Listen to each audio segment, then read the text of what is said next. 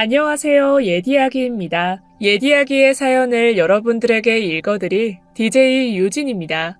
구독과 좋아요는 채널 운영에 큰 힘이 됩니다. 꼭 부탁드리며 전 여러분들의 댓글도 모두 읽고 있습니다. 댓글도 많은 참여 부탁드립니다.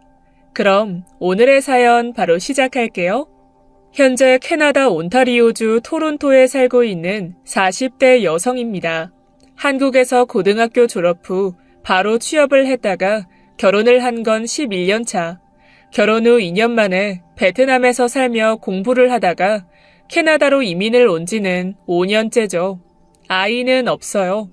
공구 제작자인 남편, 그리고 저는 호텔에서 요리 일을 하고 있어요.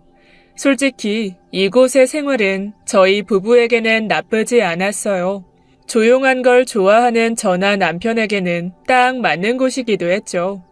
여유롭고 단조로운 삶, 멋진 자연 경관이 있고 공기도 맑고 사람들도 굉장히 친절한 편입니다.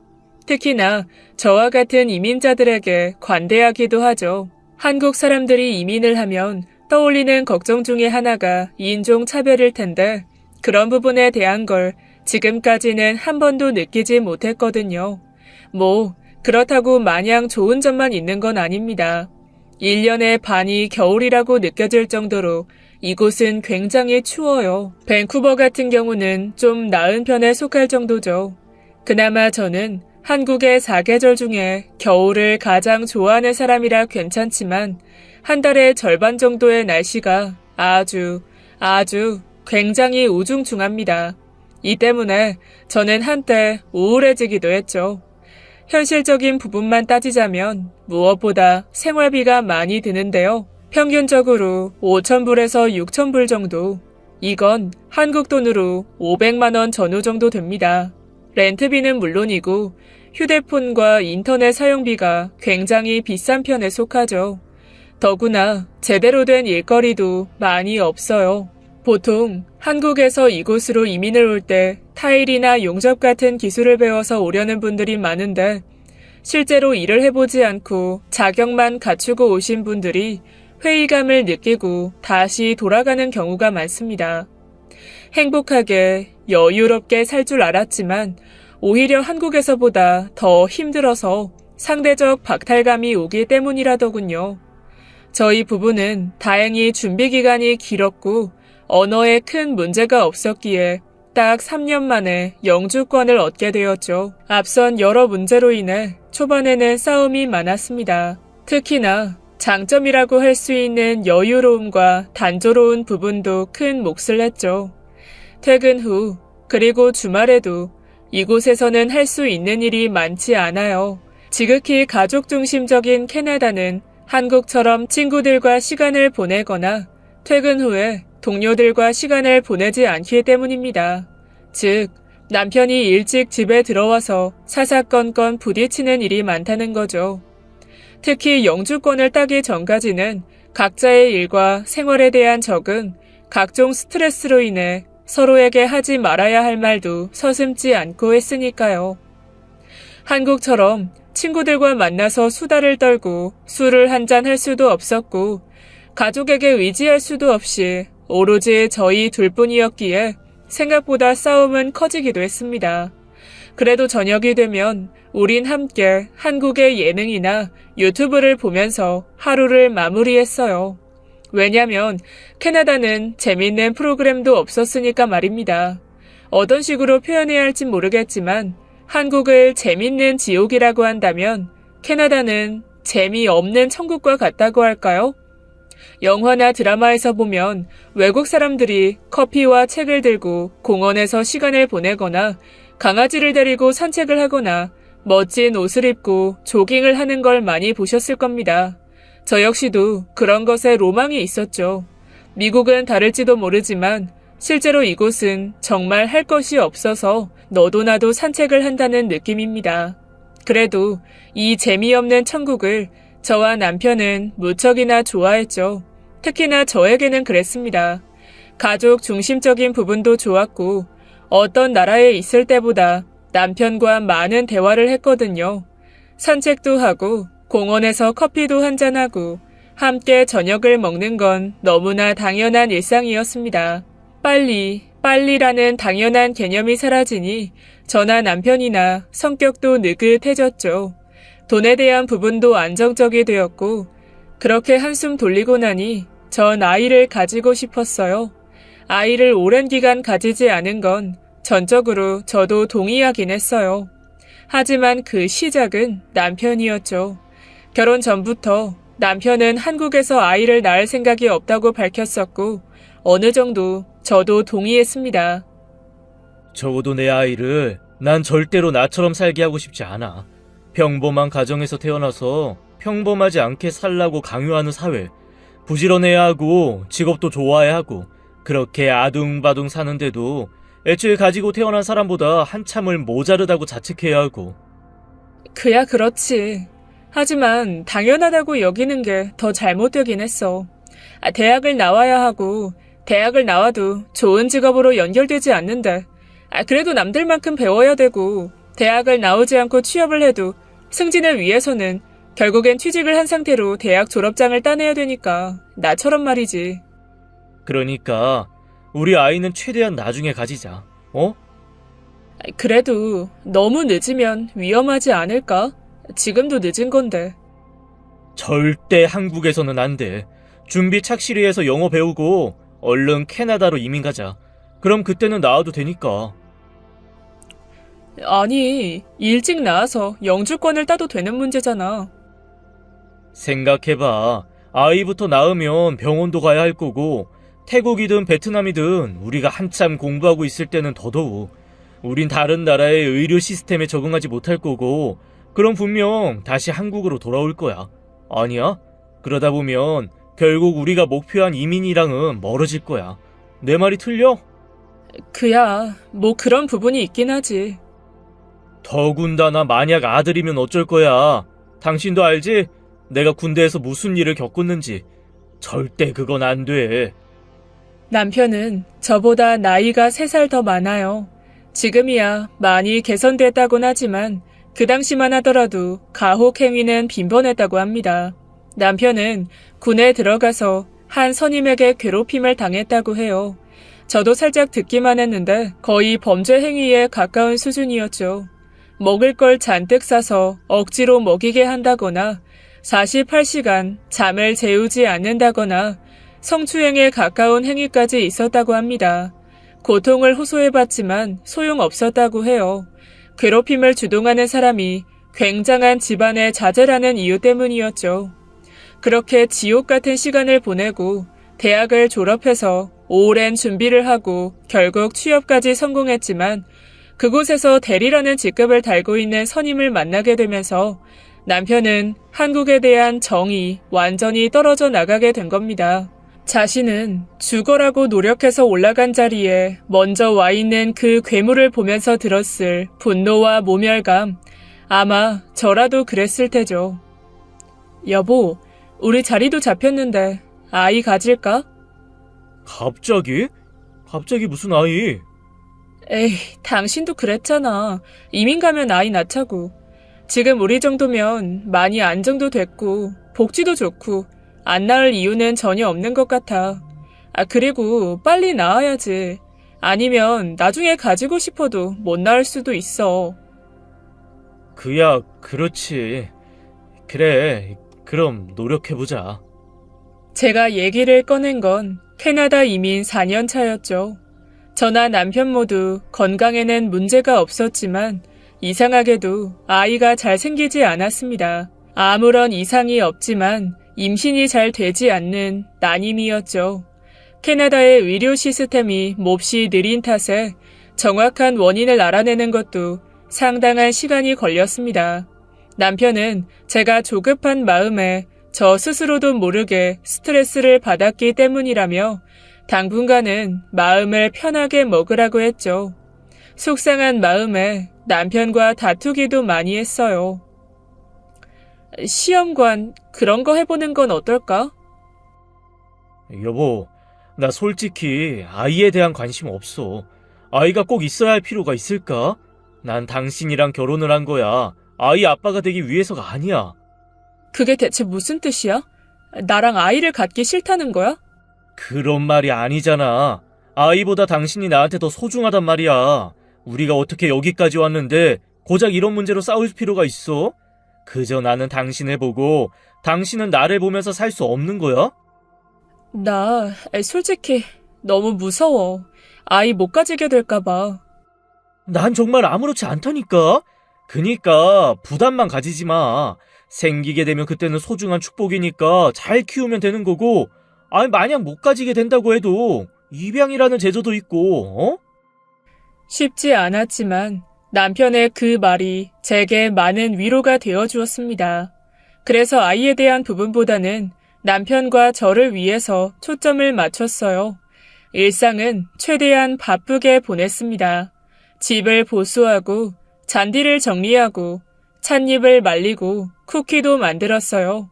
문득 우울한 마음이 들 때마다 토론토의 날씨를 탓하면서 그렇게 하루하루를 보냈죠. 물론 남편에게 서운한 마음이 없었다고 할 수는 없습니다. 저 혼자만 발을 동동 구르는 느낌이랄까요? 난임인 저에게는 어쩌면 다행일지도 모르는 남편의 무관심함이 때로는 상처가 되기도 했습니다. 그러다 작년 이맘때 한참 감염병으로 시끄러울 때였죠. 낯선 여자가 저희 집 앞을 서성이는 걸 봤습니다. 실례지만 누구시죠? 무슨 일로 찾아오신 거죠? 동양인으로 보이는 30대 중후반의 여자는 저와 눈을 마주치더니 어설픈 영어로 자신을 소개하더라고요. 그녀는 일본 사람이었습니다. 다행히 전 일본 애니메이션을 자주 보기에 기초적인 부분은 이해하고 있었죠. 일단 밖이 추워서 안으로 들어오게 하고 그녀에게 따뜻한 차를 내어주었어요. 전 최대한 친절하게 알고 있는 일본어를 섞어 천천히 영어로 물었죠. 그런데 그녀는 이상한 발음으로 영어로 대답하면서 꽤 자주 닌신이라는 말을 썼습니다. 처음에는 이름인가? 누군가를 지칭하는 건가? 하는 생각을 했어요. 그러다가 저는 일본어로 물었죠. 혹시나 닌신이라는 게 임신을 뜻하는 거냐고. 그런데 의외의 대답이 들려왔습니다. 네, 맞아요. pregnant, 닌신. 한국어를 할 줄 알아요? 여자는 검지와 집게손가락으로 조금이라는 표시를 했어요. 당신의 옷도, husband, 코도모. 코도모, 아이? 네, 맞아. 아이, 닌신했습니다. 당신의 husband. 전 양손으로 감싸 쥐고 있던 찻잔을 바닥에 떨어뜨리고 말았죠. 제 귀를 의심했지만 그 여자는 자신의 아랫배를 묘하게 쓰다듬고 있었습니다. 제 남편의 아이라고 반복하면서 말하고 있었죠. 상황 자체가 판단이 서지 않았어요. 머릿속에서는 어떤 생각도 전달되고 있지 않았습니다. 일단 상황 자체가 믿을 수 없었고 앞뒤가 전혀 맞지 않았죠. 매일 함께 저녁 식사를 하는 남편이 이 여자와 바람을 피웠다고 해석하는 것 자체부터가 힘들었으니까요. 제 아이 입양으로 키워줘. 정확한 그 여자의 발음. 호흡이 빨라졌고 전 어지러움에 머리를 감싸 쥐었습니다. 그때 남편이 문을 열고 안으로 들어왔죠. 순간 정전이 된 것처럼 남편이 그 자리에서 얼어버리더라고요. 설마 혹시나 하는 생각이 사실이라는 걸 남편의 표정이 말해주고 있었습니다. 전 그 자리에서 일어나 남편의 뺨을 때렸죠. 남편이 뺨을 맞고도 왜 그러냐고 소리치기를 바랬지만 그 사람 가만히 시선을 바닥으로 떨어뜨리고 있었습니다. 그게 제 모든 의문에 답이 되어주었죠. 나한테 어떻게 이래 당신이? 그저 한 번의 실수였어. 너무 힘들고 당신이랑 아이 문제로 싸우는 것도 지쳤고 그래서 나도 내가 미쳤었어. 그런데 전 남편의 가슴을 치며 울음을 터뜨렸습니다. 그게 핑계야? 지금 나한테 할 소리냐고. 바람을 피웠어. 당신이 어쩜 나한테. 정말 딱 술김에 한 번 실수한 거라고. 한국의 예능을 저희가 자주 시청한다고 앞서 얘기 드렸었죠. 우리는 연애의 참견을 자주 봤어요. 그걸 볼 때마다 남편은 바람 피우는 남녀를 보면서 혀를 끌끌 차곤 했죠.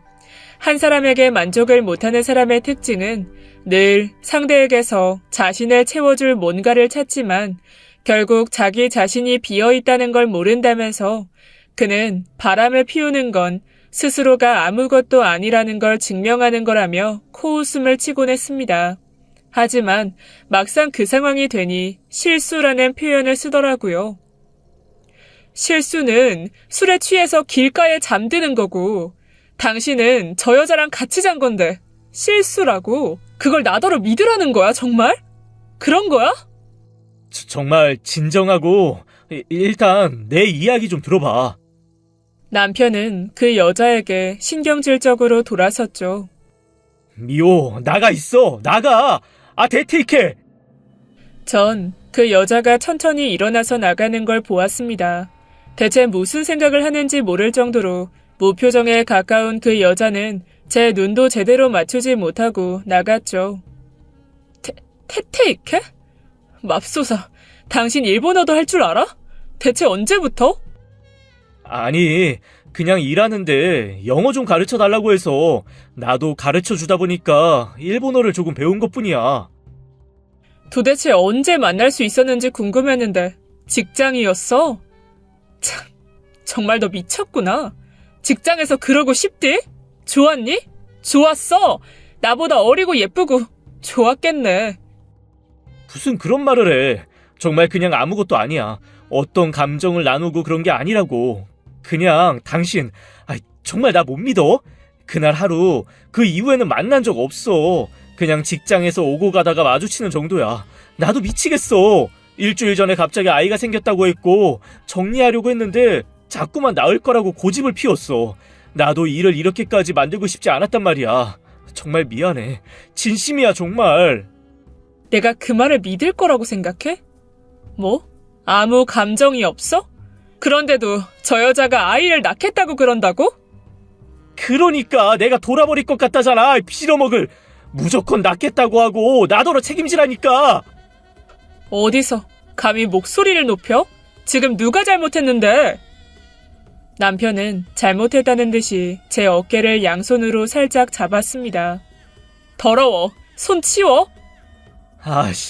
알았어. 일단 저 여자 데려다 주고 올게. 뭐? 데려다 줘? 전 제 귀를 의심했죠. 차가 없어. 여기까지 걸어왔을 거야. 정말 다른 뜻 없어. 그럼 임산부를 그럼 이 밤에 걸어가게 할 수는 없잖아. 기온 떨어지는데. 그래, 나가. 나가서 들어오지 마. 정말 왜 그래. 일단 다녀와서 이야기 다시 해. 나도 설득해 볼 테니까. 제발 이런 걸로 싸우지 말자. 남편은 정말로 저를 남겨두고 그 여자를 데려다 주러 나갔습니다. 그 자리에 앉아서 얼마나 울었는지 몰라요. 임신 소식을 알았고 남편이 그걸 인정했을 때보다 더 충격적이었죠. 그 여자를 데려다 주고 온다는 그 말이 제 가슴 속에 파고든 상처 중에 가장 깊었습니다. 나쁜 놈, 솔직히 어떻게 해야 할지 모르겠더군요. 한국이었다면 어땠을까 하는 생각이 들었죠. 가장 먼저 저희 친언니들에게 연락했을 겁니다. 언니들은 기꺼이 저를 위해 남편의 내연녀 머리채를 잡아줬을 테죠. 두 번째로 한국에서 출판사를 다니며 작가이기도 한 제 친구에게 울면서 전화를 했을 겁니다. 시원시원하고 불같은 성격의 그 친구는 저를 위해 뭐든 해줄 것 같았어요. 왜 하필 두 번째로 연락을 하냐면 저도 그 친구가 어떻게 나올지 무섭기 때문이었죠. 남편도 알고 있을 정도로 굉장히 막역한 저와 그 친구. 남편은 그 친구를 만나러 갈 때마다 저희 부모님에게 결혼을 승낙받으러 가는 것보다 어렵다는 말을 하곤 했었습니다. 그렇다고 말이 많거나 으스대거나 하지는 않는데 말 한마디 한마디가 무게감이 있었죠. 한 번은 술자리에서 무슨 이야기 중에 결혼 후에 내가 먼저 사고로 죽거나 하면 미래의 남편은 평생 혼자 살았으면 좋겠어. 라고 제가 말한 적이 있었습니다. 에이, 그래? 에이, 그럼 난 꼭 그렇게 할게. 그게 뭐가 어려워. 거짓말. 나 죽자마자 바로 재혼할 거면서 내가 자기를 몰라? 진짜 약속도 함부로 한다니까. 나 진짜야. 나 하늘의 맹세도 할 수 있어. 전 내심 기분이 좋은데도 입술을 삐죽거리면서 친구에게 말했죠. 야, 너 들었지? 오빠가 약속 안 지키면 혼내줘. 응? 그래, 내가 산채로 네 무덤에 같이 묻어버릴게. 남편은 이에 사례가 들려 기침까지 했습니다. 야, 됐어. 그리고 너가 그런 말 하면 진짜 같단 말이야. 범죄자 되면 너 돈은 어떻게 벌려고. 취직도 못할 텐데. 친구는 이에 곰곰이 생각하더니 입을 열었죠. 감옥에서도 글은 쓸 수 있어. 남편은 그날 제게 당장 친구한테 가서 제가 했던 말을 취소하라고 했습니다. 덩치는 큰 사람이 그의 반밖에 되지 않는 제 친구를 그 정도로 무서워했죠. 남편은 그 친구는 뭔가 삶에 전혀 미련이 없어 보여서 더 무섭다고 했습니다. 제게는 더없이 든든한 지원군이긴 했죠. 그러니까 만약 지금이라도 그 친구한테 이 사실을 말하면 내연녀와 남편 모두를 한 방에 주님 곁으로 보내줄 것 같은 그런 느낌이 들었어요. 문제는 제가 그 누구에게도 말하는 게 두렵다는 거였습니다. 친언니들도 제 친구도 그들 중 누구에게 말을 하는 순간 제 이혼이 기정사실화가 되는 거니까요. 자신이 없었습니다. 이곳에서 얼마나 힘들게 정착했는데 허무하게 끝을 내기에는 공들이고 준비했던 제 시간이 너무 아까웠죠. 정말이지 바보 같은 생각이었지만 전 제가 늘 비웃던 바람을 피운 배우자를 용서한 척하는 참는 여자가 되기로 했습니다. 정말이야? 정말 나 용서해 주는 거야? 용서? 아니, 이건 용서가 아니야. 나한테 평생 죗값 갚아? 아, 정말 미안하고 또 고마워. 진짜 잘할게. 2번은 당신 속상하게 하지 않을게. 죗값도 달게 받을 거고. 진심으로 정말 고마워. 내가 정말 이런 사람을 두고 미쳤지. 아이는 어쩔 건데? 일단 설득할 거야. 물론 따로 만나는 건 아니고 전화로 문자로 계속 이야기할 거니까 절대로 걱정 마. 내가 해결할 거고 당신은 하나도 신경 쓰지 않아도 되니까. 남편은 실제로도 굉장히 제게 잘했어요. 제 눈치를 살피고 일찍 집으로 들어오고 요리도 직접 해주고 평소에는 하지 않던 선물 공세까지 했습니다. 하지만 저에게는 지옥 같은 시간이었어요. 제 입으로 불덩어리를 삼킨 기분이었습니다.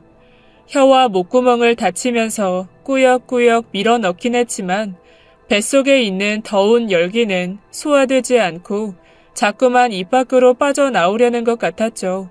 남편만 보면 화가 났고 날카로워졌습니다. 머리는 용서를 했지만 가슴은 그렇지 못했죠. 전 쿨한 여자가 되지는 못했어요. 남편의 휴대전화를 뒤지고 통화 기록을 살피고 남편의 옷에서 흔적을 찾으려고 하는 여자가 되고 말았습니다. 남편의 손길을 피하기 시작했고 더 이상 그 사람과 있는 게 즐겁지 않았죠. 도대체 왜 이러는 건데? 지금 2달째야. 나도 모르겠어. 나도 내가 왜 이러는지 정말